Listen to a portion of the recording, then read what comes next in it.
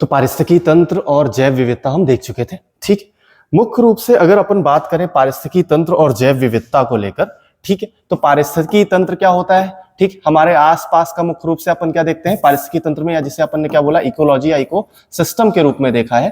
ठीक, मुख्य रूप से पारिस्थितिकी तंत्र या इकोलॉजी क्या होता है? हमारे आसपास का वो तंत्र जिसका हम अध्ययन करते हैं, और इसके आसपास हमारे क्या रह रहे हैं, इसी पारिस्थितिकी तंत्र में बहुत सारे जीव रह रहे हैं। ठीक है, आज जो हम बात करने वाले हैं उसका मुख्य उद्देश्य क्या है कि आज के समय पर इस पारिस्थितिकी तंत्र में क्या हो रहा है? परिवर्तन हो रहा है। और पारिस्थितिकी तंत्र में परिवर्तन का मतलब यहां से हम किससे देख रहे हैं? जलवायु परिवर्तन से। ठीक, जलवायु परिवर्तन, तो जलवायु परिवर्तन होता है क्या है? मुख्य रूप से क्या होता है जलवायु? ठीक, सबसे पहले अपन बात करेंगे किसकी? जलवायु की। ठीक, कि जलवायु होती क्या है?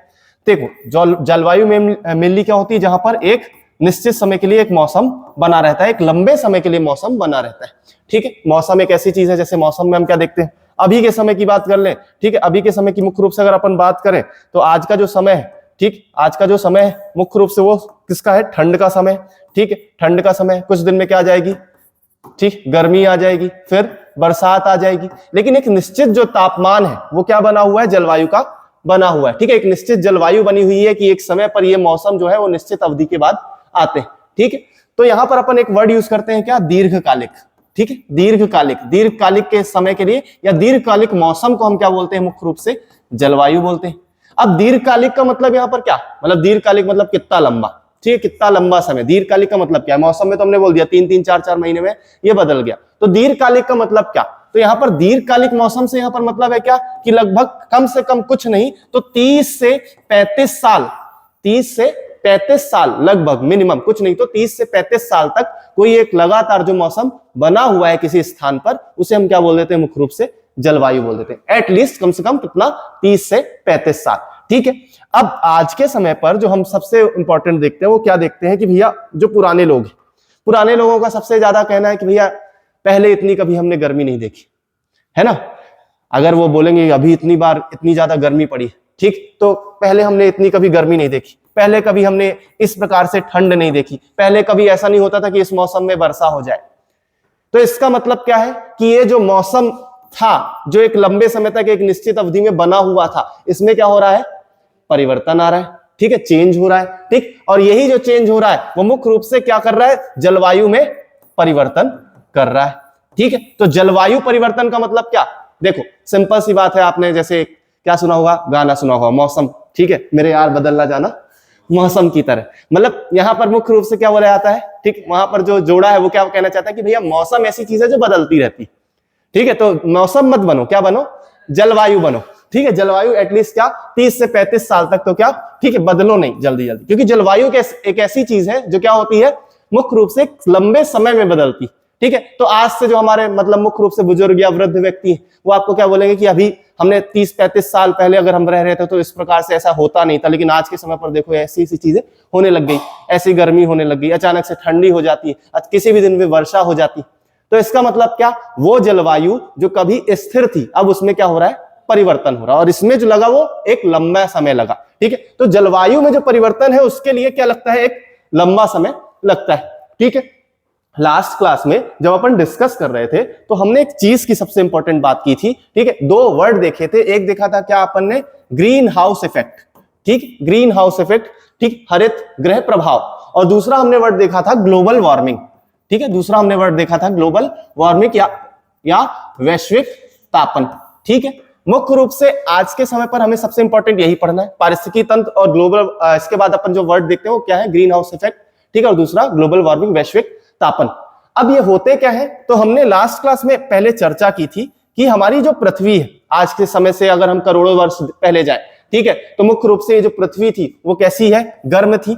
ठीक है, और उसके बाद धीरे धीरे क्या होने लग गई? ठंडी होने लग गई, धीरे धीरे ठंडी होने लग गई। जब ये बहुत ज्यादा गर्म थी तो यहां पर क्या मुख्य रूप से जीवन संभव नहीं था। ठीक, जीवन संभव नहीं था। धीरे धीरे क्या हुआ? क्योंकि यहां पर बहुत सारी ऐसी गैसें भी पाई जा रही थी, ठीक है, जो क्या कर रही थी? इस पृथ्वी को क्या गर्म रख रही थी, बहुत ज्यादा गर्म रख रही थी। लेकिन अब देखो, पृथ्वी थी होशियार, या प्रकृति हमारा जो नेचर था वो क्या था? होशियार था। उसने क्या किया? धीरे धीरे उन गैसेस को क्या करना चालू किया? अपने अंदर अवशोषित करना चालू किया। ठीक है, अवशोषित करना चालू किया और उसे अंदर की ओर अपने गर्भ में अंदर की ओर क्या कर दिया, दबा दिया। ठीक है, अंदर की ओर दबा दिया, किस रूप में, कोयले के रूप में। ठीक है, पौधे आए, उसके लिए प्रकृति ने क्या किया, पौधों को लाया। हमारे जो पौधे थे वो मुख्य रूप से क्या करते थे, ठीक, यही तो करते हैं कि वो क्या कर रहे हैं, कार्बन डाइऑक्साइड को क्या कर रहे थे, अवशोषित कर रहे थे। प्रकाश संश्लेषण की मदद से कार्बन डाइऑक्साइड को अवशोषित कर रहे थे और उसे लकड़ी में बदल रहे थे। और फिर वही लकड़ी बीच बीच में क्या, प्रकृति उसे उथल पुथल के साथ अंदर की ओर दबा देती थी। और बाद में क्या, उनका जो मुख्य रूप से आर्द्रता थी वो क्या हो गई, समाप्त हो गई। लेकिन हमें क्या बचा, लास्ट में कार्बन का एक फॉर्म मिल गया। ठीक है, फिर तो सबसे पहले प्रकृति में वो लोग आए जिसने क्या की, पृथ्वी को अच्छे वातावरण में बदला। फिर आए वो लोग जिन्होंने वापस से उसे क्या कर दिया, ठीक, बदल दिया। और 20 लाख साल पहले, ठीक है, 20 लाख साल पहले अगर हम थोड़ा सी बात करें तो 20 लाख साल पहले एक ऐसे लोग आए, ठीक है, एक ऐसी प्रजाति आई जिसने क्या कर दिया, इस पृथ्वी को बदलना चालू कर दिया। ठीक, वापस से, ठीक है, इस पृथ्वी को बदलना चालू कर दिया, जिसे हमने क्या बोला, इंसान या मनुष्य। ठीक है, और चलो वो तो ठीक है कि आए, ज्यादा कोई अंतर नहीं पड़ रहा था। ठीक, लेकिन अपन अगर बात करें तो लगभग 18वीं शताब्दी में, ठीक, लगभग 18वीं शताब्दी में एक भाई साहब आए, ठीक, निकले खोज में। और खोज निकलने के बाद उन्होंने क्या, खोदना चालू किया पृथ्वी की, देखें पृथ्वी के अंदर क्या है। और पृथ्वी के अंदर से उन्होंने क्या की, एक ऐसी चीज की खोज की जिसके बाद से हमारा जलवायु परिवर्तन शुरू हुआ। तो उन्होंने एक चीज ढूंढी, इतने सालों तक पृथ्वी ने जो क्या किया, इतनी मेहनत की, और मेहनत के बाद क्या किया, पृथ्वी को ठंडा किया, इस स्तर पर लाया कि इसका जो तापमान है वो ज्यादा ना बना रहे, मतलब ना ही ज्यादा बढ़े और ना ही ज्यादा कम हो। ठीक है, उस स्तर तक लाया। और जब कार्बन डाइऑक्साइड की मात्रा एक अच्छे लेवल पर थी, ठीक है, मुख्य रूप से अपन यहां पर बात किसकी कर रहे हैं, कार्बन डाइऑक्साइड की, और उसमें कार्बन की, और कार्बन को क्या कर लिया, अवशोषित कर कोयले के फॉर्म में डाल दिया। तो 18वीं शताब्दी में एक भाई साहब आए और उन्होंने क्या कर दिया, ठीक, मुख्य रूप से खोदना चालू किया और इस कोयले को बाहर लेकर आया। और उनके हिसाब से क्या, एक खोज हुई कि भैया देखो, हमने एक ऐसी चीज लाई और उसको जलाओ। फिर उन्होंने उसको जलाया और जलाने से क्या मिली, ऊष्मा मिली और ऊर्जा के रूप में मिली। तो उन्होंने बोला देखो भैया, एक ऐसी नई चीज लेकर आया हूं, ठीक, सब कुछ बदल जाएगा। ठीक, और ऐसा ही हुआ, सब कुछ बदल गया। और यहां से शुरू हुआ क्या, औद्योगिकरण। मुख्य रूप से औद्योगिकरण की हम भूमिका देखते हैं कि अब जहां पर हम ऊष्मा का इस्तेमाल जो है अलग अलग ऊर्जा के फॉर्म में करने लग गए। और हमने इतना कोयला जलाया कि मुख्य रूप से अगर देखें तो औद्योगिकरण के पूर्व अगर हम बात करें तो लगभग जो हमारा क्या, कार्बन डाइऑक्साइड था, ठीक है, गैस के फॉर्म में, वो कितना था, 0.028%। सबसे ज्यादा क्या है, नाइट्रोजन है। फिर उसके बाद अपन क्या देखते हैं, ऑक्सीजन देखते हैं। ठीक है, और इसी ऑक्सीजन से निकाल के जो कार्बन डाइऑक्साइड का फॉर्म था, तो कार्बन को निकालकर वापस पेड़ पौधे क्या दे देते थे, ऑक्सीजन दे देते थे। अब वापस से हमने क्या किया, ऑक्सीजन को कार्बन के साथ रिएक्शन करा दी और वापस से क्या बना दिया, कार्बन डाइऑक्साइड बना दिया। ठीक है, तो अगर हम देखें तो मुख्य रूप से औद्योगिकरण के पूर्व या 18वीं शताब्दी में जब क्या इंडस्ट्रीज नहीं चल रही थी, तो उस समय पर देखें तो लगभग कार्बन डाइऑक्साइड कितना था, 0.028%, या फिर इसी को बोला जाता है 280 ppm। 280 ppm, ठीक है। पीपीएम का यहां पर मतलब क्या है, प्रेसिपिटेट पर मिलियन मैटर में। ठीक है, अब हमारी जो गैस है तो यहां पर पार्ट्स ऑफ गैस इन पर मिलियन मैटर। ठीक है, एक मैटर में या हमारी हवा में 1 मिलियन में कितना, 280 ppm हम क्या दिखाई देती, कार्बन डाइऑक्साइड दिखाई देती। उसके बाद औद्योगिकरण हुआ, और औद्योगिकरण के बाद हम क्या देखते हैं, धीरे धीरे जो स्तर है वो क्या होने लग गया, बढ़ने लग गया। ठीक है, पहले हम कहां पर गए, 310 ppm तक पहुंचे। आज वर्तमान की स्थिति ये है, कि ये जो, ठीक, ये जो टेम्परेचर है वो लगभग कितना पहुंच गया, या ये जो कार्बन डाइऑक्साइड की, ठीक, अवस्था है किसमें, वायुमंडल में, कितनी पहुंच गई है, लगभग 0.042। ठीक है, और इसी कार्बन डाइऑक्साइड की वजह से क्या हुआ, मुख्य रूप से इसे अपन क्या बोल देंगे, 420 ppm के आसपास। ठीक, अब हमने देखा कि मुख्य रूप से अब कार्बन डाइऑक्साइड कैसे जिम्मेदार हुआ। ठीक, जब ये कार्बन डाइऑक्साइड बढ़ा, ठीक, तो इसकी वजह से क्या, तापमान जो है वो बढ़ने लग गया। तो इसका मतलब क्या था कि भैया जो हमारी पृथ्वी थी उसके आसपास क्या थी, गैसेस थी, जो क्या करती थी, मुख्य रूप से जब सूर्य का ताप होता था, ठीक, सन होता था, ठीक, यहां पर उसकी जो ऊर्जा है वो पृथ्वी तक आती थी। क्या सूर्य के प्रकाश से पृथ्वी गर्म हो रही थी, तो नहीं। सूर्य द्वारा जो ऊर्जा छोड़ी जाती है वो मुख्य रूप से कैसी होती है, शॉर्ट वेव होती है। शॉर्ट वेव का मतलब वहां पर जो उनकी वेव लेंथ होती है, तरंग दैर्घ्य होती है, वो बहुत ज्यादा कम होती। ठीक, यहां पर शॉर्ट वेव बहुत ज्यादा कम होती। मुख्य रूप से पृथ्वी क्या होती है उससे, तो यहां पर धरती हो रही थी गर्म, और धरती जब गर्म हो रही थी, ठीक, तो रात के समय जब सूर्य यहां से क्या हो गया, गायब हो गया, तो इस पृथ्वी क्या करती है, अपनी ऊर्जा को उत्सर्जित कर देती, जो गर्म हुई थी तो धीरे धीरे ठंडा होना चालू हो जाती। और क्या उसी की दृष्टि से अपन देखते हैं कि मुख्य रूप से आसपास जो गैसेस हैं वो उसे इतनी आसानी से जाने नहीं देती। तो पहले जो गैसेस थी वो क्या कर रही थी, तापमान को इतनी आसानी से गिरने नहीं दे रही थी, तो अपन क्या 0.2028 ppm में कार्बन डाइऑक्साइड थी, और ये क्या कर रही थी, तापमान को, मतलब यहां पर मुख्य रूप से मान लो कि कितने थे, ठीक है, 3 आदमी थे जो क्या कर रहे थे, तापमान को रोक रहे थे।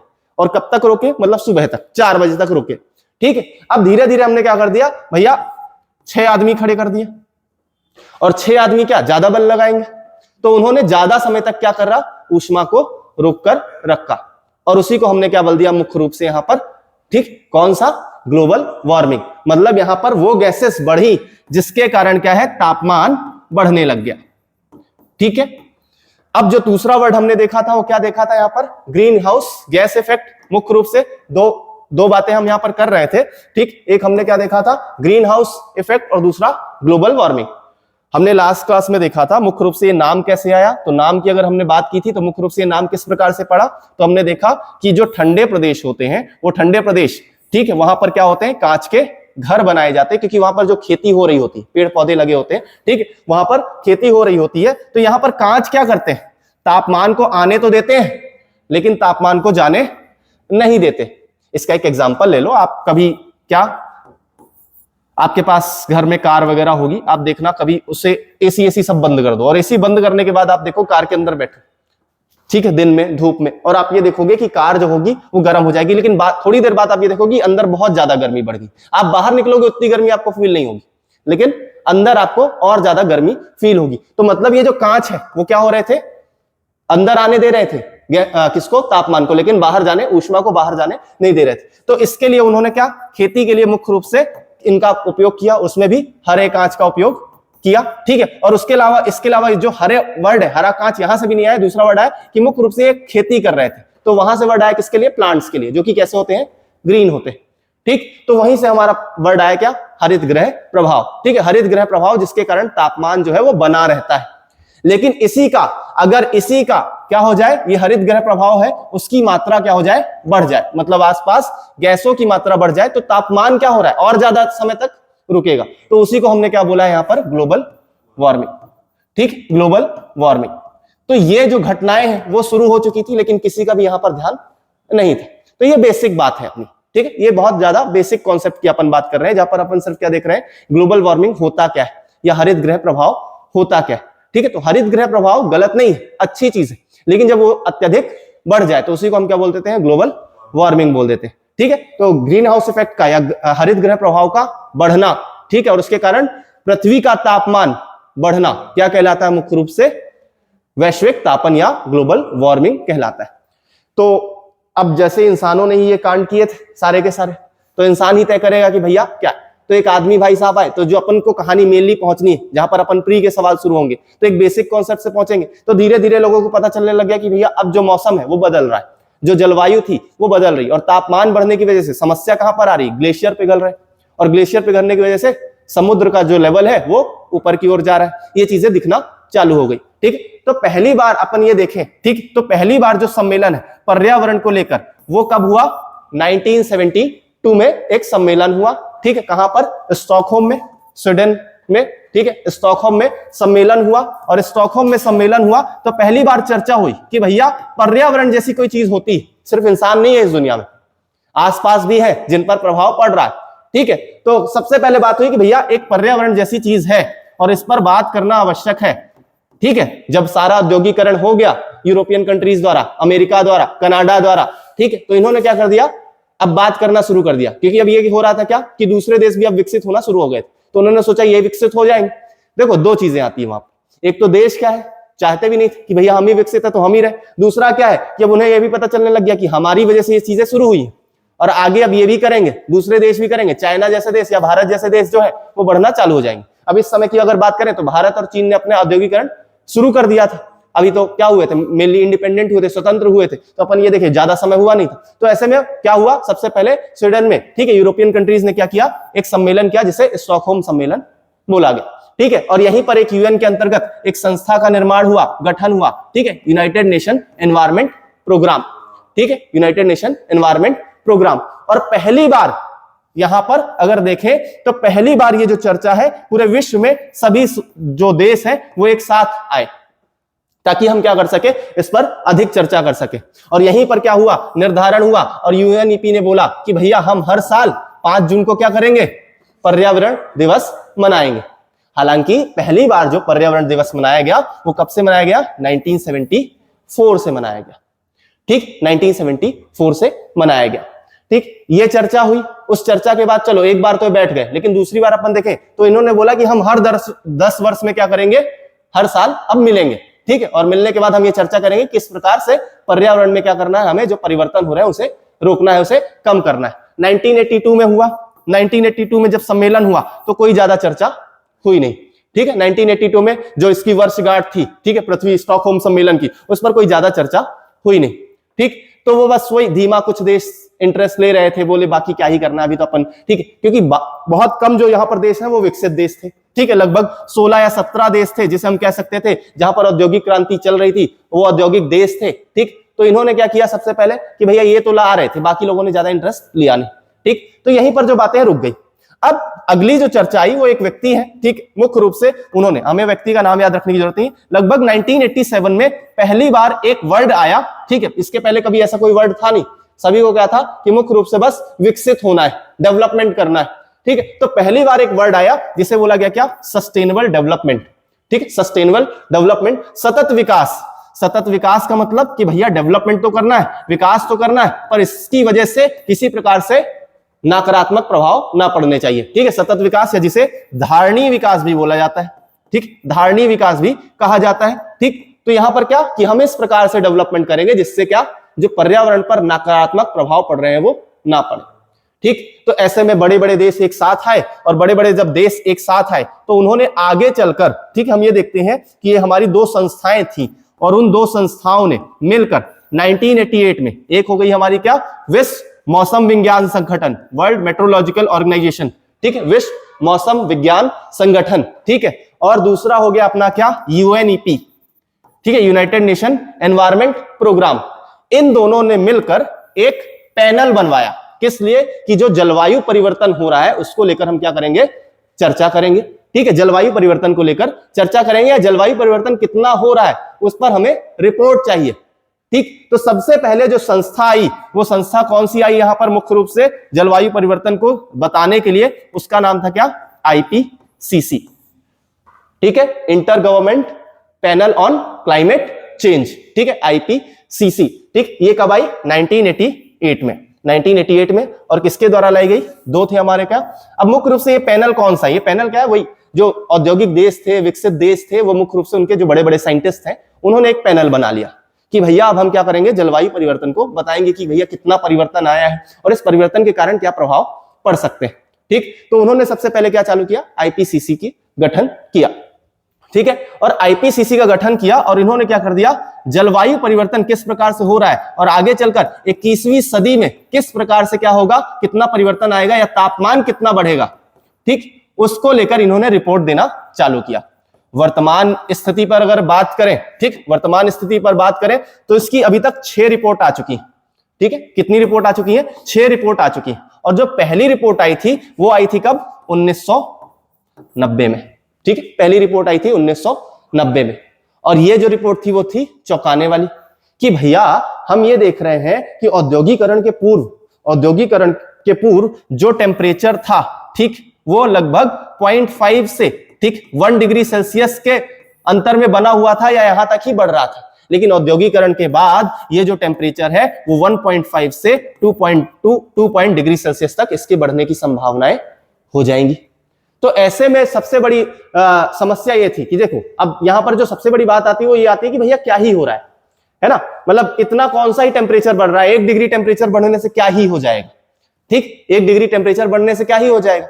एक सवाल हमारे मन में ये भी बनता है, 1-2 डिग्री तो ऐसे ही बढ़ता रहता है, रात में थे, दिन में हुआ टेम्परेचर क्या ही अंतर पड़ गया, 1 डिग्री और भी बढ़ जाएगा तो क्या हो जाएगा, ठीक। हमें लगता है कि 1 डिग्री टेम्परेचर से कितना ही तापमान बढ़ेगा। तो भैया जब टेम्परेचर 1 डिग्री, ठीक, बढ़ता है तो 1 डिग्री टेम्परेचर बढ़ता है तो 10 गुना क्या होती है, गर्मी बढ़ती।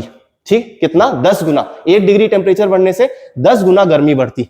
और अगर बात करें, देखो 1 डिग्री टेम्परेचर बढ़ा और अगर 2 डिग्री बढ़ गया तो कितने गुना कितना गुना गर्मी होगी, 100 गुना।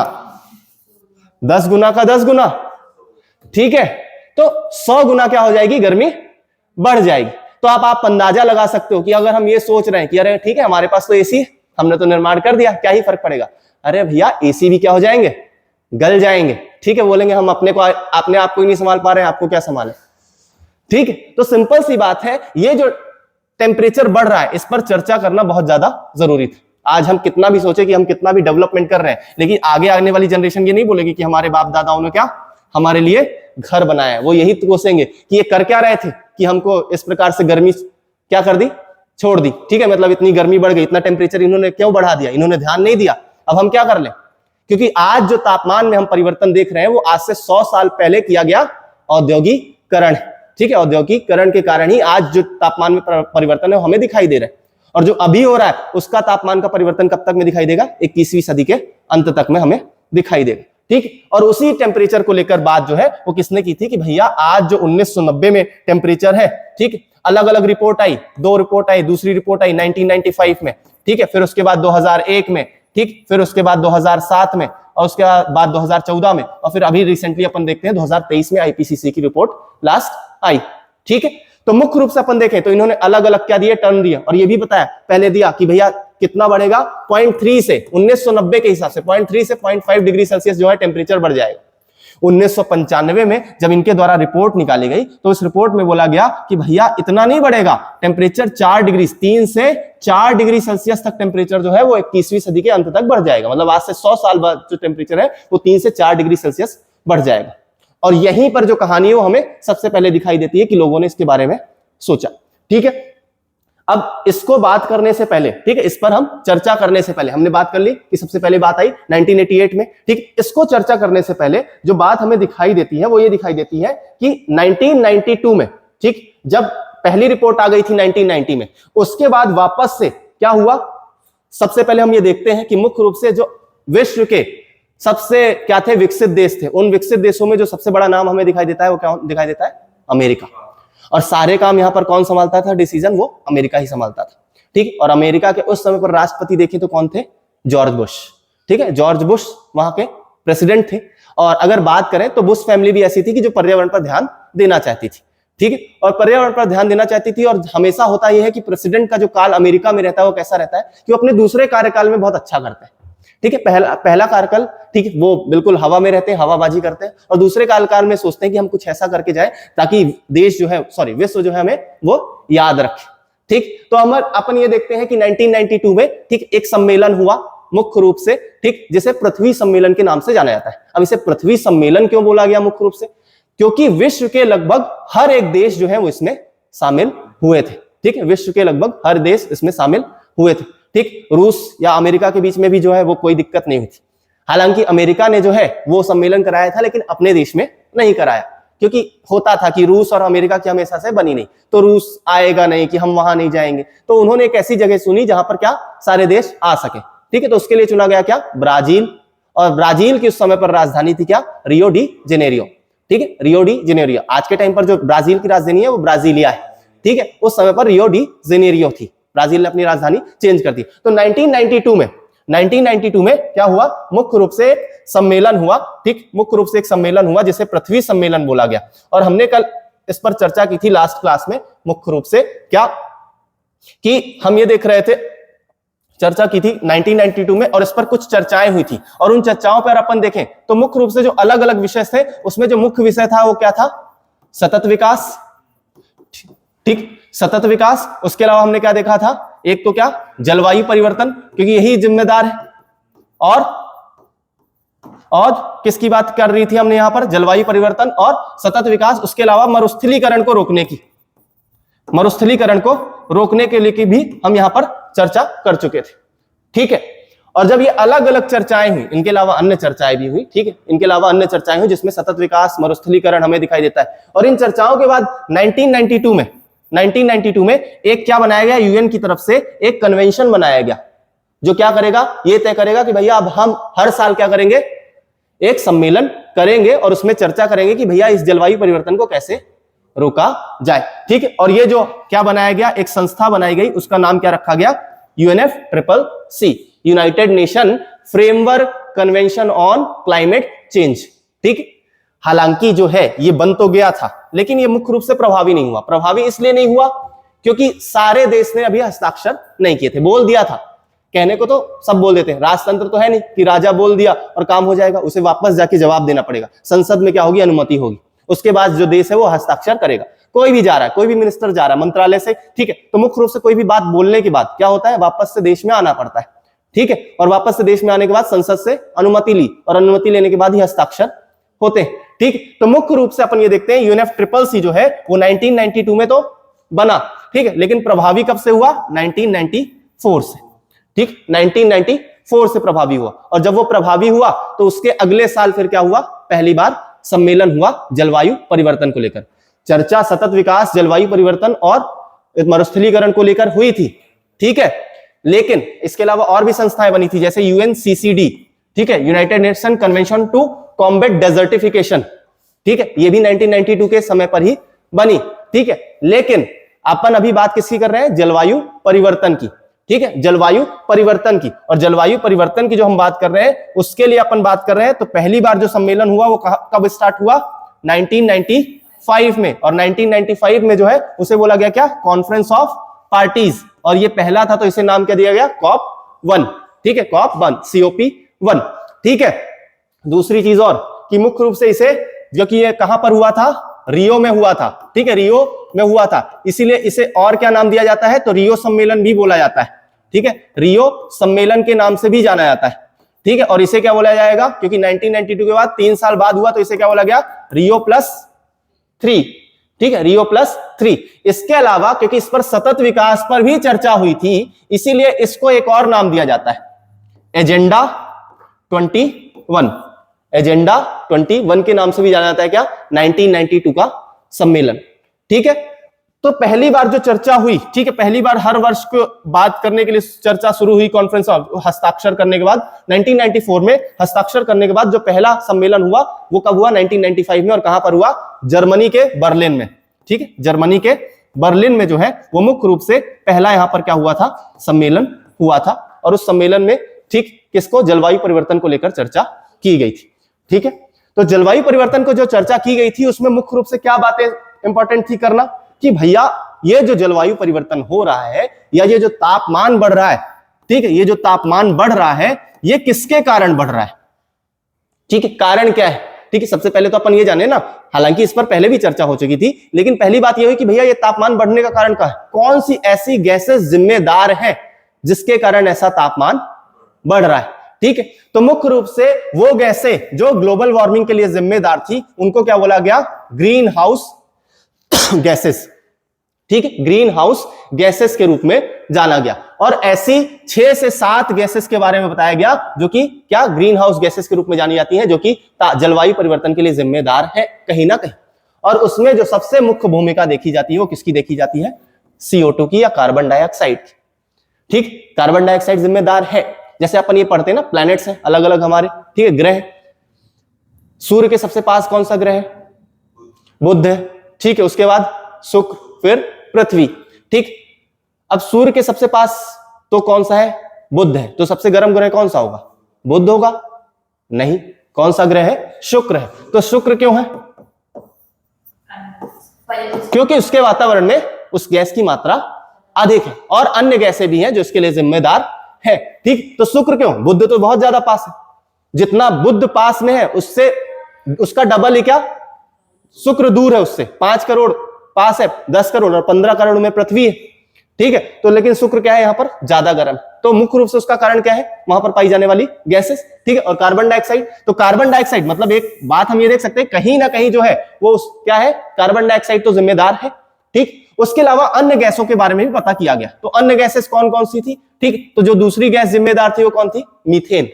ठीक है, मीथेन, तो मीथेन थी। उसके अलावा अपन देखें तो नाइट्रोजन के ऑक्साइड्स, नाइट्रोजन के ऑक्साइड्स में अपन क्या देखते हैं, एक तो N2O हो गया, ठीक है, दूसरा NO हो गया, ठीक, NO2 हो गया, ये सब क्या है, तो नाइट्रोजन के ऑक्साइड्स जो है वो ग्रीन हाउस गैसेस के रूप में आते हैं। ठीक, उसके अलावा देखें अपन तो अब फ्लोराइड्स आ जाएंगे। फ्लोरीन गैसेस की बात करते हैं तो फ्लोरीन गैसेस में क्या क्या आ जाएंगे आपके, HFC हाइड्रोफ्लोरोकार्बन, ठीक है, फिर PFC परफ्लोरोकार्बन, ठीक, उसके बाद देखें तो SF6, ठीक है, सल्फर हेक्साफ्लोराइड, और उसके अलावा देखें तो NF3, ठीक है, नाइट्रोजन ट्राइफ्लोराइड, ठीक है, यह नाइट्रस ट्राइफ्लोराइड के रूप में जाना जाता है। तो कुछ गैसेस बताई गई कि भैया अब देखो ये धीरे धीरे हुआ, ऐसा नहीं कि एक बार में ही पता चल गया कि यही गैस जिम्मेदार। पहले एक गैस को पता किया गया जो सबसे ज्यादा जिम्मेदार थी, ठीक है, क्योंकि उसकी मात्रा ज्यादा है। यहां पर अभी आगे चलकर हम बात करेंगे कि मुख्य रूप से कार्बन डाइऑक्साइड जो है उसका पर मॉलिक्यूल जो है वो तापमान इतना नहीं बढ़ाता, ठीक है। अगर पर मॉलिक्यूल में जाएंगे तो क्या होते हैं आपके, फ्लोरीन ज्यादा जिम्मेदार है, तो फ्लोरीन ज्यादा किसमें दिख रहा है, SF6 में, ठीक है। तो जितना एक मॉलिक्यूल जिम्मेदार है अगर 1 डिग्री बढ़ाने में, तो उसका लगभग 23,000 गुना जिम्मेदार है कौन, SF6। हालांकि इनकी जो मात्रा है वो बहुत ज्यादा कम है, बहुत ज्यादा कम, इनका काल जो है वो बहुत ज्यादा बड़ा होता है। तो अगर एक मॉलिक्यूल कार्बन डाइऑक्साइड का जिम्मेदार है, जितना टेम्परेचर बढ़ाएगा उसका 23,000 गुना कौन बढ़ा सकता है, SF6, ठीक है। तो जो अगर पर मॉलिक्यूल देखें तो सबसे ज्यादा जिम्मेदार कौन है, SF6 है। लेकिन अगर ऑल ओवर बात की जाए तो कौन जिम्मेदार है, CO2 जिम्मेदार। जहां पर कोई भी बात अगर ये की जाएगी, पहला जो क्वेश्चन आएगा वो क्या आएगा कि ग्लोबल वार्मिंग के लिए कौन सी ग्रीन हाउस गैस सबसे अधिक जिम्मेदार है, तो अपन क्या बताएंगे, CO2 की बात करेंगे। लेकिन अगर आएगा कि पर मॉलिक्यूल सबसे ज्यादा कौन जिम्मेदार है, तो कौन जिम्मेदार है, SF6, ठीक है, SF6 सल्फर हेक्साफ्लोराइड, ठीक। तो मुख्य रूप से जो अलग अलग गैसें हैं उनके बारे में पता किया गया, ठीक है, अलग अलग गैसें पता किया गया, और उनमें से कुछ लगभग अपन ने देखी क्या, 7 गैसेस की बात की गई।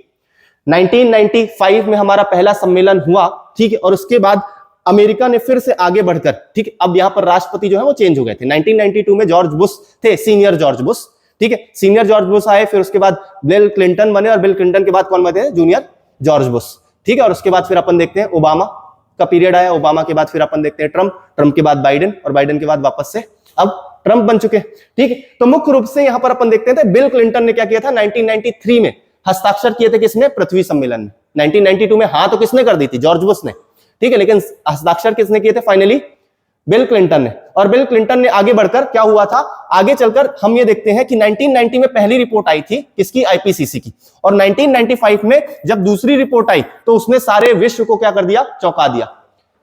और उसको उसके बाद हम ये देखते हैं क्या, मुख्य रूप से 1997 में एक सम्मेलन होता है, कहां पर, क्योटो में, क्योटो या क्योटो में, ठीक है, क्योटो या क्योटो में ये प्रोटोकॉल होता है, ठीक, एक सम्मेलन होता है। और यहां पर क्या होता है, ठीक है, कुछ निर्णय की बात आ गई थी कि अब हमें क्या करना है, कुछ निर्णय लेना बहुत ज्यादा आवश्यक है, ठीक है, और आवश्यक है। उसके बाद विकसित देश और विकासशील देश सभी एक साथ आए, ठीक है, और उन्होंने कुछ रिजिड, ठीक है, कुछ ऐसे दृढ़ निर्णय लिए जो कि आवश्यक थे, क्या, क्योंकि 1995 में जो कहानी थी वो ऐसी बन गई थी कि IPCC द्वारा बता दिया गया था कि भैया अब अगर काम नहीं किया तो हम क्या सीधे सीधे गर्त की ओर बढ़ने लगेंगे। तो ऐसे में सारा विश्व एक साथ आया और उन्होंने क्या किया, यहां पर एक प्रोटोकॉल साइन किया, एक प्रोटोकॉल साइन किया, ठीक है, और क्योटो प्रोटोकॉल के नाम से वो जाना जाता है, ठीक है। अब देखो 1996 का हमारे लिए इंपॉर्टेंट नहीं है, 95 में भी हुआ था, 96 में भी सम्मेलन हुआ था, लेकिन बहुत ज्यादा इंपॉर्टेंट है नहीं। सीधे अपन किस में आ रहे हैं, 1997 में। और 97 में जिसे क्या बोला गया, क्योंकि पहला कब हुआ था, 5 में तो 1 था, तो ये कौन सा हुआ अपना, COP3, इसे रियो प्लस 5 के नाम से भी जाना जाता है, और बहुत 5, ठीक है, हाँ सॉरी, रियो प्लस 5, ठीक है, 97 में हुआ, 92 के बाद, ठीक है, 5 साल बाद, तो रियो प्लस 5 के नाम से भी जाना जाता है। बहुत ज्यादा इंपॉर्टेंट है, अगर पर्यावरण में सबसे पहले अगर सवाल बनता है, ठीक है, और MPPSC या स्टेट PCS में सवाल बनता है तो कहां से बनेगा आपका, क्योटो प्रोटोकॉल से, ठीक है। और क्योटो प्रोटोकॉल को, ठीक, सभी ने हाँ कर दिया कि भैया हम क्या करेंगे, ठीक है, क्योटो प्रोटोकॉल हामी भर दी कि हाँ हम इन गैसेस को बैन करेंगे, हम टेम्परेचर में कम लाएंगे, टेम्परेचर में कमी लाएंगे, और टेम्परेचर में कमी लाएंगे, ठीक है। तो मुख्य रूप से अलग अलग देश हैं, तो जो लगभग यहां पर था क्या, 16 से 17 हमारे क्या थे, विकसित देश थे, ठीक। उन्होंने क्या बोला कि भैया हम हमारे यहां जो है कार्बन जो इमिशन हो रहा है, ठीक है, 1990 की अपेक्षा में 2010 तक या 2010 या 12 तक हम क्या करेंगे, मुख्य रूप से 5.2% कार्बन इमिशन में कमी लाएंगे। ये किसका कहना था, उन विकसित देशों का या उन औद्योगिक देशों का जो कि औद्योगिकरण कर चुके थे, ठीक है। तो उन्होंने वहां पर हामी भर दी कि हम ऐसा ऐसा करेंगे, ठीक है, ये फाइनल चर्चा होगी। अब जो फाइनल चर्चा हो तो गई, लेकिन जब वो वापस देश लौटे तो हम सोचे कि हमने ज्यादा ही हवाबाजी कर दी। ठीक है, हमें ये बातें नहीं करनी चाहिए थी, ठीक है, लेकिन हमने जो है बहुत ज्यादा बातें कर दी, तो अब इसमें टाइम लगा। फिर अब यहां पर शुरू क्या हुआ, क्योंकि विकसित देशों में अब यहां पर भारत और चीन आता है, उसने औद्योगिकरण किया नहीं, अभी तो कर रहा था, और भारत तो यहां पर था ही नहीं, ठीक है, कोई भूमिका नहीं थी। तो मुख्य रूप से अपन ये देखते हैं कि ये सम्मेलन तो हुआ, लेकिन इसका रिजल्ट इतना जल्दी मिला नहीं। तो प्रोटोकॉल अभी साइन नहीं हुआ है सभी की तरफ से। जब ये प्रोटोकॉल तब लागू होगा जब क्या होगा, सारे जो देश हैं, ठीक है, जो कि जिन्होंने उसमें शामिल हुए थे, वो जितनी भी पार्टीज है, जो हमने बोला ना कॉन्फ्रेंस ऑफ पार्टी COP, वो पार्टीज, वो सारे देश जो इसके अंतर्गत शामिल है, जब वो इसमें साइन कर देंगे तब जाके क्या बात बनेगी। ठीक है, और ये बात बनी कब, ठीक, तो उसमें सबसे ज्यादा जो नाटक किया वो किसने किया, कनाडा ने। ठीक है, और कनाडा ने लंबे समय तक क्या है, साइन करने से मना कर दिया, बोले हम थोड़ी हैं, अब भारत और चीन की ओर जाओ ना। भारत ने बोला हमने क्या किया है, सीधी सी बात है, भारत ने बोला हमने क्या किया, हमारा क्या, तुमने वादा किया, हमने कोई वादा थोड़ी किया, तुमने औद्योगिकरण किया था, तुमने बोला कि भैया हम इस प्रोटोकॉल को मानेंगे और हम साइन करेंगे, अब बोल रहे हो कि ऐसा नहीं। तो कनाडा ने बोला नहीं नहीं, अब तुम भी जिम्मेदार हो, हम तो औद्योगिकरण अब कर ही नहीं रहे। तो भारत ने भी यही बोला क्या कि भैया औद्योगिकरण नहीं कर रहे हो, लेकिन ये जो दिख रही है चीजें वो किसके कारण है, जो आगे चलकर तापमान बढ़ेगा वो किसके कारण है, तुम्हारे कारण, हमने तो कुछ किया ही नहीं। ठीक है, तो हम क्यों वादा, हम बोले कि यहाँ इनको भी शामिल होना चाहिए, भारत और चीन को भी शामिल होना चाहिए। तो बहुत लंबे समय तक ये नाटक चला, और कब 2005 में जाकर क्या हुआ, यहां पर कनाडा ने साइन किया। ठीक है, और यही इसी साल क्या हुआ था, ठीक है, कॉप मुख्य रूप से जाना जाता है किस नाम से, कितने साल हो गए, 3, 8, 3, 11, कॉप 11। 8 साल बाद जाकर मुख्य रूप से कनाडा के क्या हुआ था, मॉन्ट्रियल में, ठीक है, कनाडा में एक जगह है मॉन्ट्रियल में जाकर साइन हुआ था किसका, कनाडा द्वारा, और जाकर तब लागू हुआ था क्या, आपका क्योटो प्रोटोकॉल। ठीक, 1997 में बात कर चुके थे। ठीक है, इतना लंबा समय लग गया क्या इस बात को तय करने की, भैया हम इस डिसीजन को पूरा करेंगे। अब 8 साल बीत चुके थे, और क्या बोले थे कि हम 2008 से 12 के बीच में जो है इमिशन कितना कर देंगे, 5.2% कम कर देंगे। बात कब हुई, 1997 कि हम 1990 की अपेक्षा 5.2% कम कर देंगे। ठीक, लेकिन अब साइन कब हुआ, 2005 में। तो बोले अब 3 साल में क्या ही करेंगे, अब 3 साल 4 साल में क्या, हमें और लंबा समय चाहिए। ठीक, तो पहला जो क्योटो प्रोटोकॉल है, क्योटो प्रोटोकॉल जो लागू हुआ, ठीक, इसमें क्या है, मुख्य रूप से यहां पर 6 गैसेस को बैन किया गया था, 6 गैसेस को बैन किया गया था औद्योगिक या विकसित देशों द्वारा। अभी हमने जो गैसेस की बात की थी, ठीक है, जिन गैसेस की बात की थी उनमें से 6 गैसेस बैन हुई थी, और कौन सी, बस इसको छोड़ दो, बस इसको हटा दो यहां से।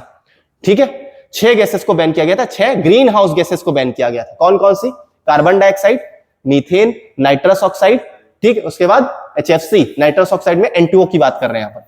ठीक है, मुख्य रूप से N2O की बात कर रहे हैं, HFC, PFC और SF6, इन 6 गैसेस को बैन किया गया था। अभी NF3 को इसलिए बैन नहीं किया गया कि अभी पता नहीं था। ठीक है, बाद में पता चला चल के कि हाँ NF3 भी जो है वो क्या है, जिम्मेदार है, तो आगे चलकर हम NF3 को भी बैन करेंगे।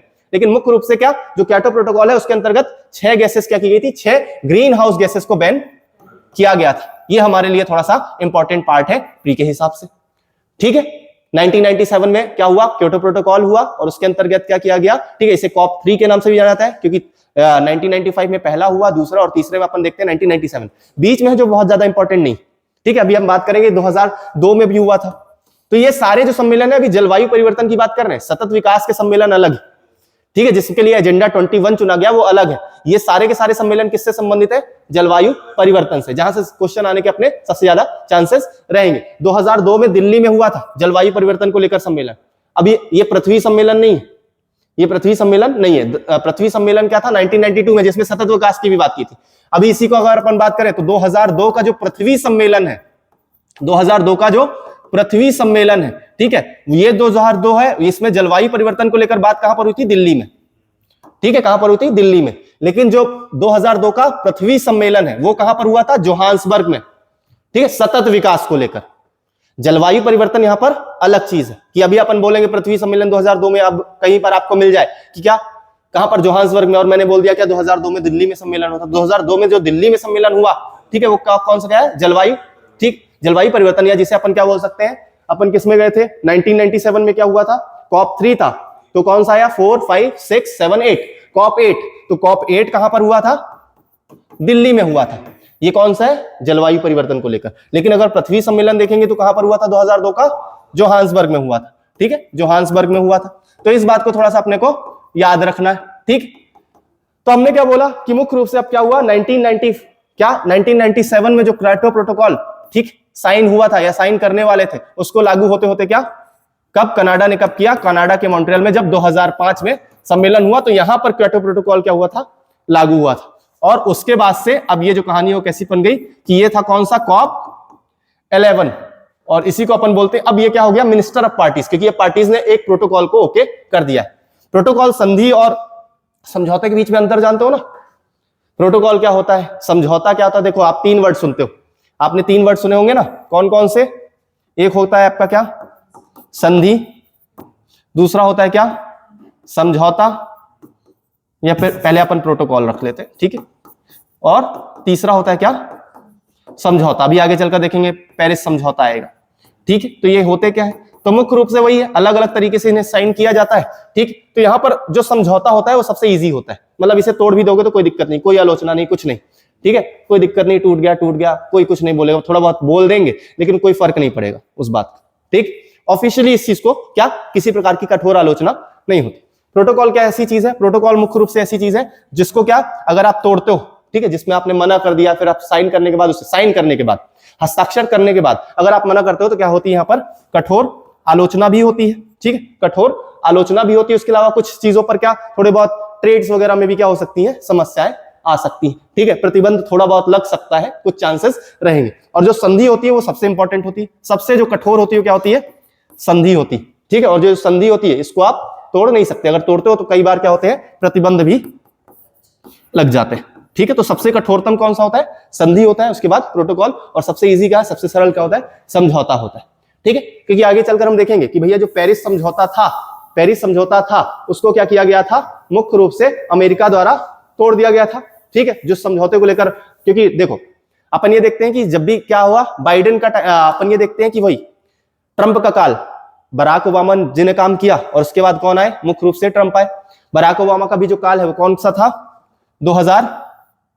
2008 से 12 के बीच में, और फिर 2012 से 16 के बीच में, ठीक है, ये काल था। 2008 में बने थे कौन, आपके बराक ओबामा साहब प्रेसिडेंट, और 2009 में इन्हें क्या दे दिया गया था, नोबेल पीस प्राइज दे दिया गया था, ठीक है, मतलब बने थे, ज्यादा टाइम नहीं हुआ था और पीस प्राइज पकड़ा दिया गया था, ठीक है।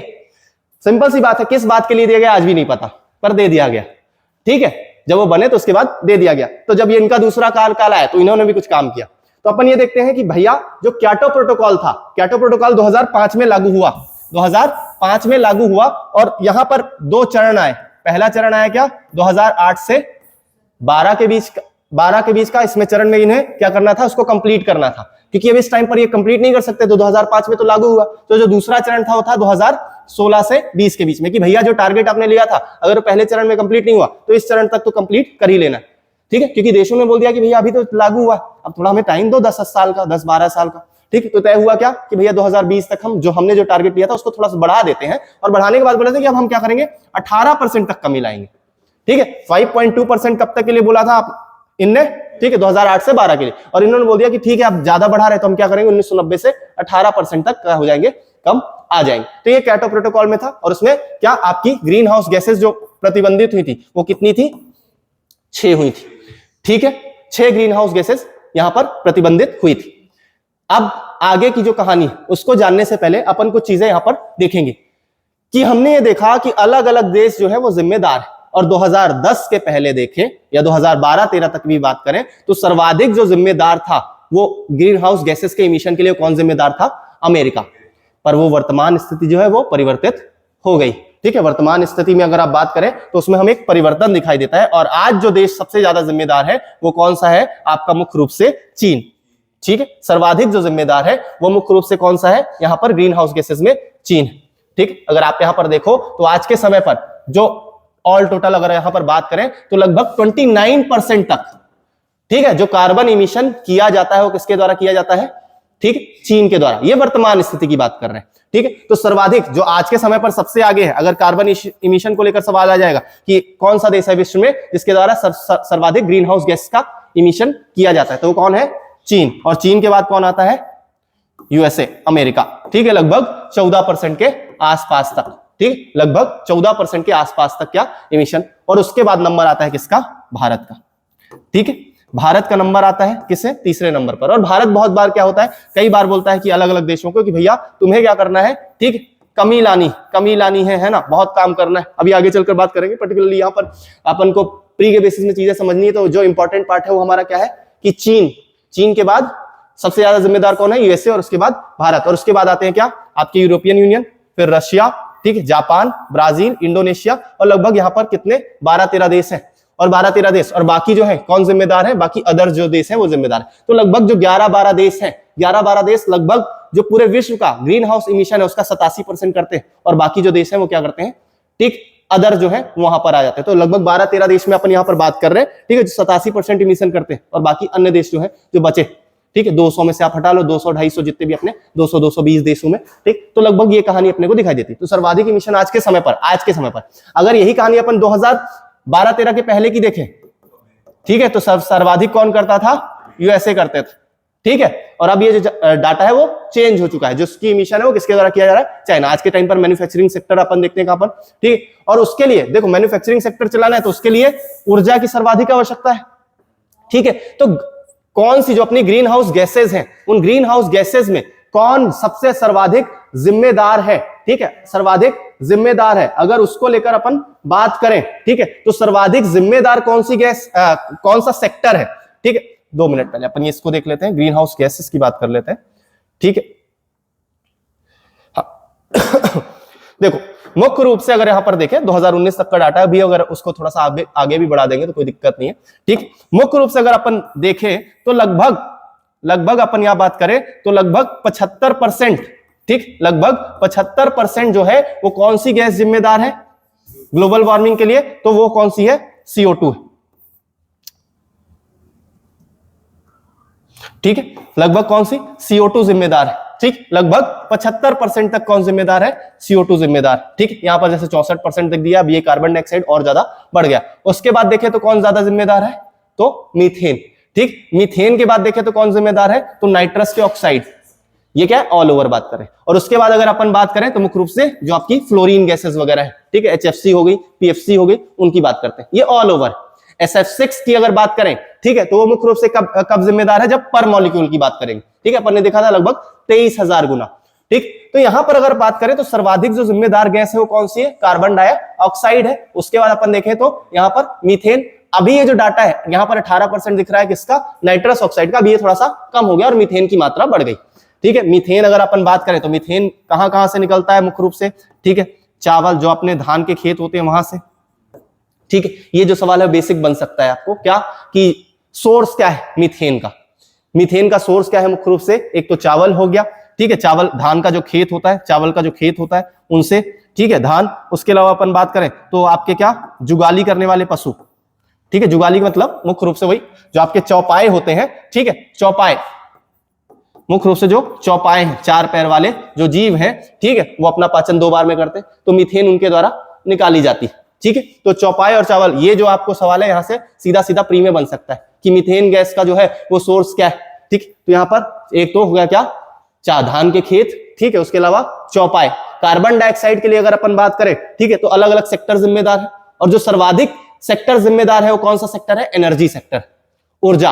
आज के समय पर हम अभी भी बात करते हैं कि चलो हमने सोलर पावर प्लांट लगाना चालू कर दिए, ठीक, लेकिन फिर भी भारत की जो स्थिति, भारत की स्थिति देखें तो अभी भी हम जो ऊर्जा है उसका 50 से 60% किससे प्राप्त कर रहे हैं, कोयले को जलाकर, ठीक है, ऊष्मा से। तो मुख्य रूप से अगर अपन सेक्टर वाइज बात करें, ठीक है, सेक्टर वाइज अगर अपन यहां पर बात करें, ठीक है, तो सर्वाधिक जो जिम्मेदार है वो कौन सा है, आपका एनर्जी सेक्टर है, लगभग 75% के आसपास। उसमें भी अगर देखें तो वही एनर्जी सेक्टर में जो मुख्य रूप से इलेक्ट्रिसिटी, बिजली है, और जो ऊष्मा है वो क्या है, 29.7%, ठीक है।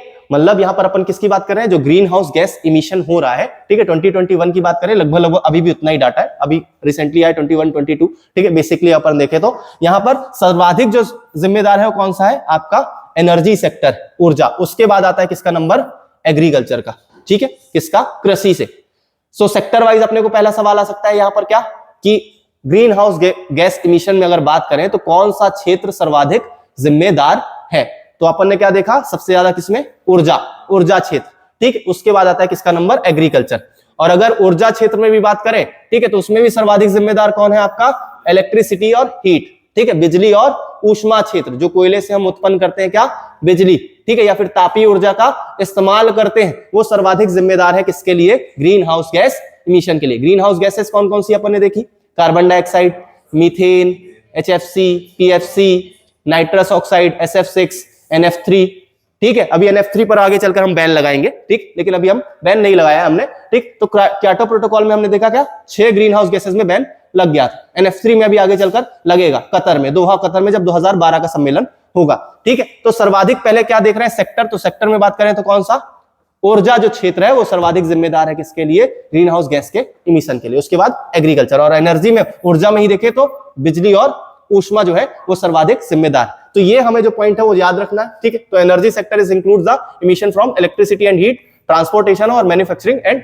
कंस्ट्रक्शन वगैरह, जो मैन्युफैक्चरिंग। तो पहले नंबर पर कौन है यहाँ पर, बिजली, ठीक है। बिजली के बाद अगर बात करें बिजली एवं ऊष्मा, ठीक है, बिजली एवं ऊष्मा, बिजली एवं ऊष्मा के बाद यहाँ पर अगर बात करें, ठीक है, तो दूसरा जो है वो क्या है आपका, परिवहन, ठीक है, परिवहन।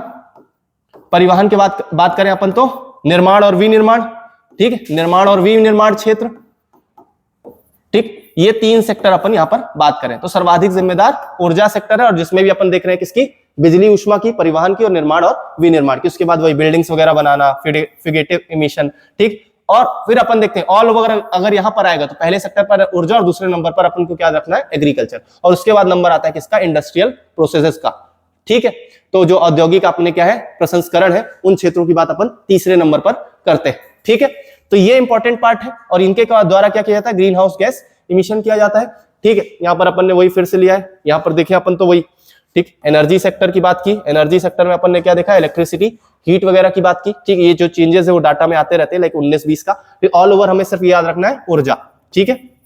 अपडेटेड डाटा की बात करें तो लगभग 74.5 समथिंग कुछ हमें डाटा दिखाई देता है, ठीक है। तो यहाँ पर जैसे ये फोटोज है, जैसे जो सरकारी साइट्स हैं, ऑथेंटिक साइट्स हैं, उसमें अगर अपन देखें तो जो डाटा पुराना डाला हुआ है, नया भी आ गया रिपोर्ट्स वगैरह में, ठीक है। वो रिपोर्ट्स थोड़ी सी लेट आती है, फिर उनमें जो पाई चार्ट वगैरह हमें नहीं मिल पाते हैं, सीधे सीधे डाटा लिखा है, इसलिए मैंने पाई चार्ट को यहाँ पर उठाया वो दिखाने के लिए, ठीक है। पाई चार्ट के फॉर्म में तो लगभग 74-75% कौन सा ऊर्जा सेक्टर यहाँ पर जिम्मेदार है, ठीक है। अब जो दूसरा सवाल अपन ने देखा था वो क्या था, देश की बात कर ली थी। देश में कौन कौन सा जिम्मेदार है, मुख्य रूप से चीन, ठीक है, उसके बाद यूएसए, और उसके बाद नंबर आता है किसका, ठीक है, भारत का नंबर आता है, ठीक। यहां पर अगर अपन बात करें तो ग्लोबल वार्मिंग के लिए जिम्मेदार कौन सी गैसेस है, तो हमने इसी की बात की, क्या, carbon dioxide, nitrous oxide, methane. दूसरा जो अपन ने देखा वो क्या है, देखो जलवाष्प। जलवाष्प की चर्चा अपन क्यों नहीं कर रहे हैं, ठीक है, जलवाष्प की मैंने ज्यादा चर्चा नहीं की। जलवाष्प भी क्या है, ग्लोबल वार्मिंग के लिए जिम्मेदार है, ठीक है। हालांकि जलवाष्प का जो समय है, उसका जो काल है वो बहुत ज्यादा छोटा होता है, ठीक है, बहुत ज्यादा छोटा होता है। जलवाष्प का मतलब वायु में जल की मात्रा का होना, पर अपन ये देखते हैं बहुत ज्यादा जल्दी संघनित हो जाते हैं, या तो वो नीचे ही आ जाते हैं। अभी ठंड का टाइम, ठंड के टाइम में अगर आप क्या करोगे, सांस छोड़ोगे, ठीक है, और सांस छोड़ोगे, ठीक है, आप लोगों ने ट्राई भी किया होगा कभी, सांस छोड़ी गैस, और कांच ठंडा था तो कांच ठंडे में बिल्कुल क्या हो गई, वो गैस की तरह जम गई, संघनित हो गई, किसमें बदल जाती है, बूंदों के रूप में। फिर आपने उसमें चित्र भी बनाए होंगे अलग अलग, ठीक है, किया होगा, बिल्कुल अलग अलग चित्र बनाते हैं ना अपन, उसमें जो सबसे फेमस चित्र है वो सभी जानते हैं अच्छे से, ठीक है। तो क्या होता है, बहुत ज्यादा जल्दी संघनित हो जाता है, मतलब इसका जो काल है वो बहुत ज्यादा लंबा नहीं होता। अगर वो नीचे है तो बहुत जल्दी संघनित होगा, और अगर ऊपर गया तो बादलों के रूप में संघनित हो जाएगा, ठीक। तो अगर अपन बात करें तो जलवाष्प भी क्या है, जिम्मेदार है किसके लिए, ग्लोबल वार्मिंग के लिए। लेकिन इस पर किसी प्रकार का बैन लगाया नहीं जा सकता, क्योंकि इसको नियंत्रित करना पॉसिबल है ही नहीं, ठीक है। ये प्राकृतिक ही है, प्राकृतिक रूप से हो रहा है, प्रकृति द्वारा ही किया जा रहा है, ठीक है। तो ऐसे में जलवाष्प पर किसी प्रकार से बैन तो लग नहीं सकता, ठीक। अन्य जो गैसें हैं जो मानव द्वारा छोड़ी जा रही है, मानव द्वारा उसे बढ़ाया जा रहा है, तो उन पर हम क्या कर सकते हैं, बैन लगा सकते हैं। तो हमने क्या देखा, carbon dioxide, nitrous oxide, methane, HFC हो गया, हाइड्रोफ्लोरोकार्बन हो गया, ठीक है। उसके अलावा परफ्लोरोकार्बन हो गया, SF6 हो गया, और NF3 हो गया, नाइट्रस ट्राइफ्लोराइड हो गया, ठीक है। अपन ने लिखा है H2O, जो जलवाष्प है वो इकलौती गैस है जिस पर किसी प्रकार की प्रतिबंध की बात नहीं की जा सकती, क्योंकि इसका नियंत्रण नहीं किया जा सकता, ठीक। ये जो हमारे लिए इंपॉर्टेंट पार्ट है। हमने अभी क्या देखा था, लास्ट जो बात की है वो कहां तक पहुंचे हैं, मुख्य रूप से 2005 के क्योटो प्रोटोकॉल के सम्मेलन तक बात की है हमने, ठीक है, क्योटो प्रोटोकॉल में अपन ने क्या देखा, यहाँ पर क्योटो प्रोटोकॉल लागू हो गया है और मुख्य रूप से जो विकसित देश है, ठीक है, यहाँ जो क्योटो प्रोटोकॉल था बस उसमें ये चीज याद रखनी है, ठीक है, कि यहाँ पर क्योटो प्रोटोकॉल में ये जो सवाल है वो आ सकता है, ठीक है, कि इन्हें दो भाग में बांटा गया था। जो देश थे, ठीक है, क्योटो प्रोटोकॉल के अंतर्गत जो देश थे, क्योटो है कहां पर, जापान में, ठीक है, क्योटो वही देश है जो कि क्या मुख्य रूप से परमाणु बम से बच गया था, ठीक है, जब परमाणु बम छोड़ा गया था। अगर आप इसकी कहानी सुनोगे तो आपको बड़ा मतलब अचंभा होगा, ठीक है, ये रियलिटी की बात है कि क्योटो वो देश है जो कि पहले परमाणु बम जो छोड़ा जाना था, जो हिरोशिमा और नागासाकी में छोड़ा गया था, वो कहां पर छोड़ा जाना था, क्योटो में छोड़ा जाना था।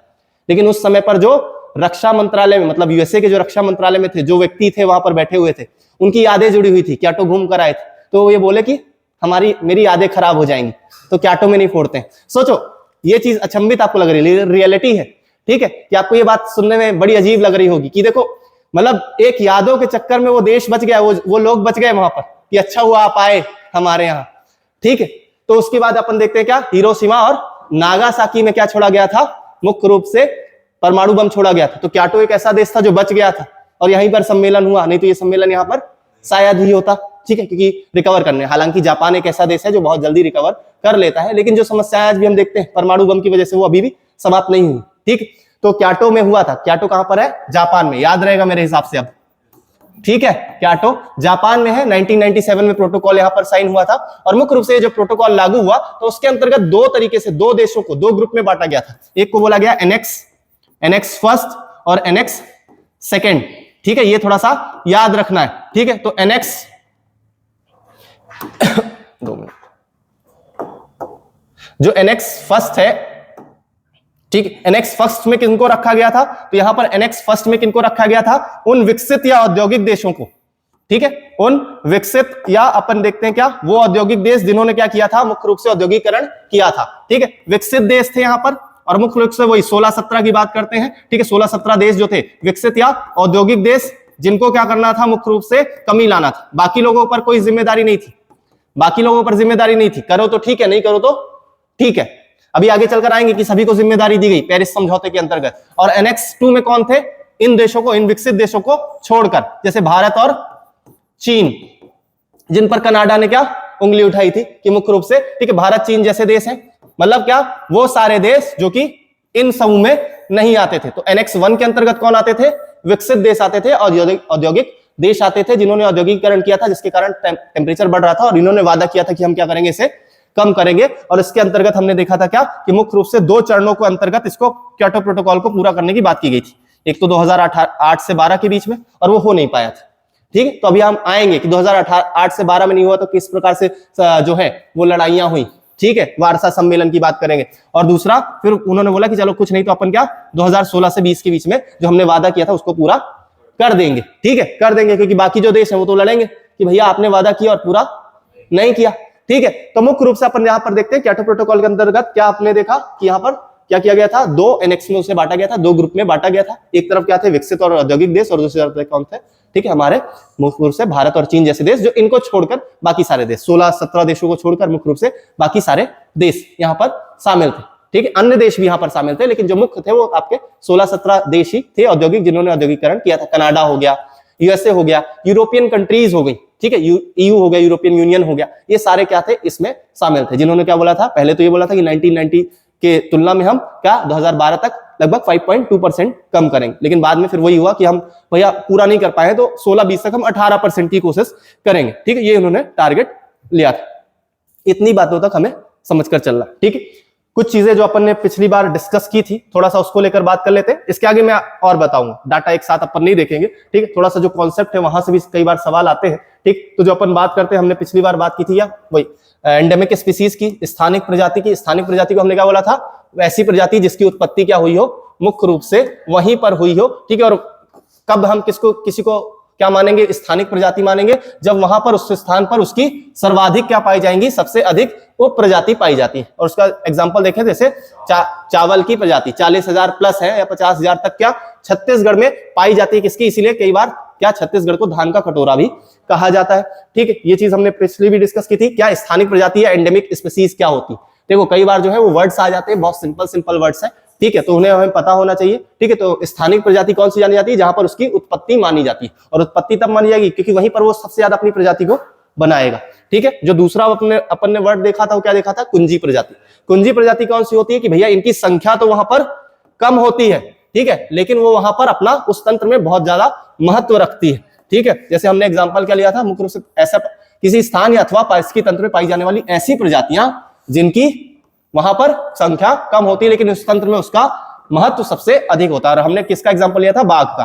ठीक है, घास खा रहा है कौन? मुख्य रूप से हिरण और खरगोश, और खरगोश और हिरण को कौन खा रहा है? मुख्य रूप से यहाँ पर बाघ खा रहा है। और अगर बाघ वहां पर, बाघ की संख्या क्या उस पारिस्थितिकी तंत्र में सबसे कम होती, और अगर बाघ वहां पर नहीं होंगे तो इन हिरण और खरगोश को कौन खाएगा भैया? और नहीं खाएंगे तो ये क्या कर देंगे? इस घास को समाप्त कर देंगे, और घास समाप्त हो जाएगी तो बाद में खुद भी ये भी समाप्त हो जाएंगे। ठीक है, और इस तरह अपन ये देखते हैं कि पूरा पारिस्थितिकी तंत्र समाप्त हो जाएगा। तो ऐसे में इनका महत्व बहुत ज्यादा होता है। ऐसे ही आप ये देखते हो कि वनों में जो आग लगती है, वनों की आग में लगते हैं तो वनों में क्या होते हैं? आप ये देखोगे ऐसे वनों में क्या देखते हैं? ऐसी पत्तियां पाई जाती हैं जिनसे रेजिन निकलता है, जिनमें जल्दी आग पकड़ती है, ऐसे भी पत्ते होते हैं। लेकिन उनके बीच बीच में आप देखोगे छोटी पत्ती वाले इन्हें पेड़ बोले जाते हैं, छोटी पत्ती वाले पेड़ बोले जाते हैं, जिसमें रेजिन पदार्थ निकलता है जो आग को जल्दी पकड़ता है। लेकिन इन्हीं के बीच में आप देखोगे तो थोड़े बहुत सदाबहार वन भी पाए जाते हैं, जो आपके पर्णपाती वन पाए जाते हैं या फिर ऐसे शुष्क वन पाए जाते हैं, उनके बीच में सदाबहार वन भी थोड़े बहुत पाए जाते हैं, बड़ी पत्ती वाले वन भी पाए जाएंगे, जो क्या करते हैं? मुख्य रूप से उनका ये महत्व है कि जंगल की आग को रोकते हैं। बड़ी पत्ती वाले जो वन है वो जलेंगे नहीं जल्दी। ठीक है, तो इनका महत्व क्या है? तो ये किस प्रकार की प्रजाति हो गई? जो सदाबहार वन है या फिर ऐसे वन है जो बड़ी पत्ती वाले होते हैं, वो क्या कहलाते हैं? कुंजी प्रजाति। ठीक है, कीस्टोन स्पीसीज। तो ये जो दो वर्ड है वो हमारे लिए बहुत ज्यादा इंपॉर्टेंट है यहाँ पर। ठीक है, ग्रीन हाउस इफेक्ट हमने देख ही चुका है। रात के समय पर क्या पृथ्वी का तापमान को क्या होने के लिए उस जो पृथ्वी द्वारा क्या की जाती है, उत्सर्जित ऊष्मा सीधे अंतरिक्ष में प्रवेश नहीं कर पाती है, बल्कि वह पृथ्वी के वायुमंडल, जलवाष्प या बादलों द्वारा अवशोषित कर ली जाती है, जिसके कारण तापमान उतना तेजी से नहीं गिरता जितना कि गिरना चाहिए। ठीक है, इसी को हमने क्या बोला? पृथ्वी का रात। ठीक है, तो पृथ्वी का रात में गर्म रहना ही क्या कहलाता है? हरित ग्रह प्रभाव कहलाता है, और ये जीवन के लिए एक अनिवार्य घटना है। अगर ये नहीं होती तो पृथ्वी पर जीवन नहीं होता, या फिर रात में अपन देखें बहुत ज्यादा टेम्परेचर गिर जाता, और सबसे ज्यादा जो प्रभाव पड़ता है वो पेड़ पौधों पर पड़ता, और पेड़ पौधों पर अगर प्रभाव पड़ता तो ऐसे में वो क्या होते? ठीक है, अगर उन्हीं वही नहीं होते तो यहाँ पर ऑक्सीजन की भी कमी होती, तो अन्य जो जीव जो ऑक्सीजन पर निर्भर है वो भी यहाँ पर नहीं होते। ठीक है, तो ग्रीन हाउस इफेक्ट होता है। उसके अलावा अपन यहाँ पर बात करें, ठीक है, तो हमने जो दूसरा वर्ड देखा वो क्या देखा? वैश्विक तापन देखा। और वैश्विक तापन का मतलब क्या है? जो हमारी क्या है? एनहेंसमेंट। एनहेंसमेंट मतलब ग्रीन हाउस इफेक्ट का एनहेंसमेंट। एनहेंसमेंट का मतलब यहाँ पर बढ़ जाना, उसकी वृद्धि होना। तो हरित ग्रह प्रभाव में हुई वृद्धि क्या कहलाती है? वैश्विक तापन। इसका मतलब क्या है? जब पृथ्वी ठंडी होती थी तो ऊष्मा को बाहर छोड़ती थी, अब वो क्या कर रही है? तरंग दैर्घ्य विकिरण के रूप में उसे उत्सर्जित, जैसे यहां पर क्या हुआ? मुख्य रूप से इसके द्वारा छोड़ी गई। देखो, पहले भी बोल रहा हूं, हमारे आसपास क्या, पृथ्वी के आसपास क्या है? जो हम गैसों का समूह देखते हैं, तो जो सबसे नीचे वाली परत है उसको हम क्या बोलते हैं? क्षोभ मंडल, जहां पर लगभग क्या है? मुख्य रूप से सारी लगभग 90% जो डेंसिटी है, घनत्व, वो आपको यहीं पर दिखाई देता है। ठीक है, और अपन ये देखते हैं कि सूर्य की रोशनी पड़ी, तो सूर्य की रोशनी की वजह से ये जो मंडल है वो गर्म नहीं होता है।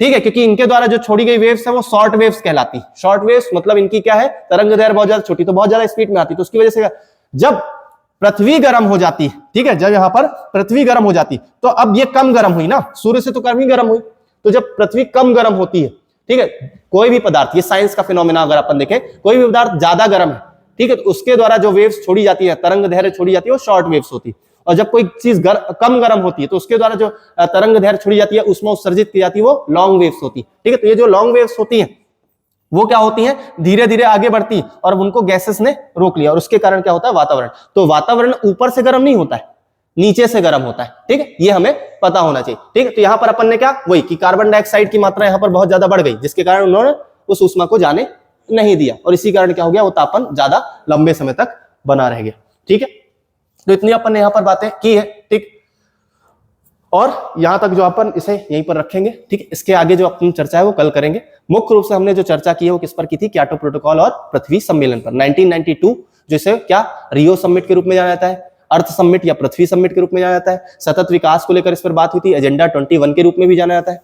उसके बाद यहाँ पर UNFCCC का गठन हुआ था, United nation framework convention on climate change, जो प्रभावित कब हुआ? 1994 में। ठीक है, इस बात को याद रखना, प्रभावित कब हुआ है? 1994 में। बात कहां पर हो गई थी? UNFCCC की 1992 में, लेकिन प्रभावित कब हुआ? वहां पर 1994 1994 में प्रभावी हुआ है, ठीक है। और उसके बाद से अगले साल से 1995 से जलवायु परिवर्तन को लेकर सम्मेलन शुरू हुए हैं, जिसमें से हमने पहला देखा COP1 जो कहां पर हुआ था, जर्मनी के बर्लिन में, ठीक है, 1995 में। उसके बाद 1995 के टाइम पर ही IPCC की रिपोर्ट आई। अभी एक एक करके बात करेंगे, मेनली हमें बस इतना पता होना चाहिए कब आई, ठीक है। तो मुख्य रूप से 1995 में सम्मेलन हुआ और 1995 में IPCC की रिपोर्ट भी आई। उसके बाद 1997 में क्या हुआ, जो औद्योगिक या बड़े देश थे उन्होंने क्या एक डिसीजन लिया, एक वादा किया, और उसके बाद उन्होंने क्या किया, एक प्रोटोकॉल पर साइन किया, जिसे क्योटो प्रोटोकॉल बोला गया।